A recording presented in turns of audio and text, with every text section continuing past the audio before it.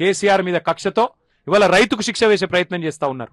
నేను గౌరవ ముఖ్యమంత్రిని, ఈ రాష్ట్ర ప్రభుత్వాన్ని, తెలంగాణ రైతుల తరపున కోరేది ఒకటే. కన్నెపల్లిలో ఇవాళ కళ్ళ ముందు నుంచే 1,00,000 క్యూసెక్ల నీళ్లు పోతున్నాయి. మీరు తప్పించుకోజాలరు. మీ బాధ ఏందో మాకు అర్థమైంది. ఏంటిది మీ బాధ? ఇప్పుడు కన్నెపల్లిలో పంపులు ఎత్తితే, ఆ గేట్లు ఎత్తితే నీళ్ళు వస్తాయి, మీకు కూడా తెలుసు. మీకు వారం రోజుల్లోనే అన్ని రిజర్వాయర్లు నింపే కెపాసిటీ ఆ పంపులకు ఉంది. బాహుబలి మోటార్లు పెట్టింది కేసీఆర్. ఒక్కొక్క మోటార్ కెపాసిటీ 139 మెగావాట్లు. అద్భుతమైన పంపులు. ఇంజనీర్లను అడిగినాం, ఏమైనా మెయింటైన్ అయినా చేస్తుర్రా అంటే, సంవత్సరం ఆయే సార్, ఎవరు దిక్కులేడు, కానీ మేమే మెయింటైన్ చేస్తున్నాం, ఏదో అట్లా కాపాడుతున్నామని చెప్తున్నారు. వాళ్ళ వాస్తవం ఏంటంటే, మీ భయం మాకు తెలుసు రేవంత్ రెడ్డి గారు. మీ భయం ఏంది? నీళ్ళు ఇస్తే యూరియా ఇయ్యాలి. నీకు యూరియా ఇచ్చే తెలివే లేకపాయ. నీళ్ళు ఇస్తే యూరియా అడుగుతారు కదా రైతులు, నీకు యూరియా ఇచ్చే ముఖం లేదు. నీళ్ళు ఇస్తే పంట వండుతుంది. పంట వండితే మళ్ళీ నువ్వు పంట కొనాలనే. పంట కొనాలంటే నీకు తెలివి లేదు. సంచులు ఇచ్చే తెలివి లేదు. పంట వండితే మళ్ళీ కరెంట్ ఇవ్వాలి.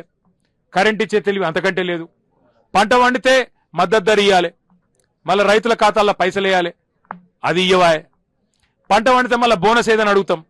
నీ భయం ఏంటంటే, రైతులు ఎండినా పర్వాలేదు, తెలంగాణ నాశనమైనా పర్వాలేదు, కానీ ఇట్లనే బదనాం చేసుకుంటా బతకాలి, ఇంకో 2 ఏళ్ళు టైంపాస్ చేయాలి అని నువ్వు అనుకుంటున్నావు. ఎన్డీఏ వీటిని అడ్డం పెట్టుకుని బతుకుదాం అనుకుంటా ఉన్నావు. నేను రేవంత్ రెడ్డి గారికి చెప్తున్నా, నువ్వు ఎన్ని కథలు పడ్డా, వాస్తవం ఏంటంటే నువ్వెన్ని కథలు పడ్డా, కాళేశ్వరం అనేది ఈ రాష్ట్రానికి ఒక వరం. కాళేశ్వరం కేసీఆర్ గారు మనకిచ్చిన ఒక అద్భుతమైన వరం. నువ్వు కాళేశ్వరం వరం ఎట్లనో నువ్వు ఈ రాష్ట్రానికి శనేశ్వరం.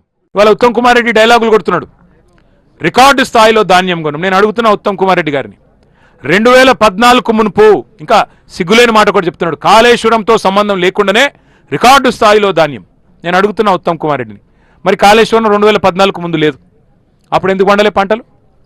అప్పుడు మీరే కదా ఉన్నది, అప్పుడు ఎందుకు గాలే రికార్డు స్థాయిలో పంటలు? చెప్తావా? దమ్ముందా సమాధానం చెప్పేది? సిగ్గుండాలా మాట్లాడడానికైనా?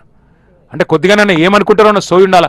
అంతెందుకయ్యా ఉత్తమ్ కుమార్ రెడ్డి, నీ కోదాడకు మీ శ్రీమతి ప్రాతినిధ్యం వహిస్తున్న నియోజకవర్గంలో ఎన్నడన్నా సూర్యాపేట జిల్లాలో కాకతీయ కాలువల్లో నీళ్ళు వచ్చినాయా? ఎన్నడన్నా ఆ టేలెంట్ గ్రామాలకు నీళ్ళు వచ్చినాయా? కాళేశ్వరం వచ్చేదాకా.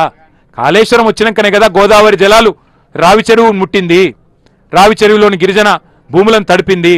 అందుకే సిగ్గులేని మాటలు మాట్లాడవద్దని మంత్రి గారికి నేను విజ్ఞప్తి చేస్తా ఉన్నా.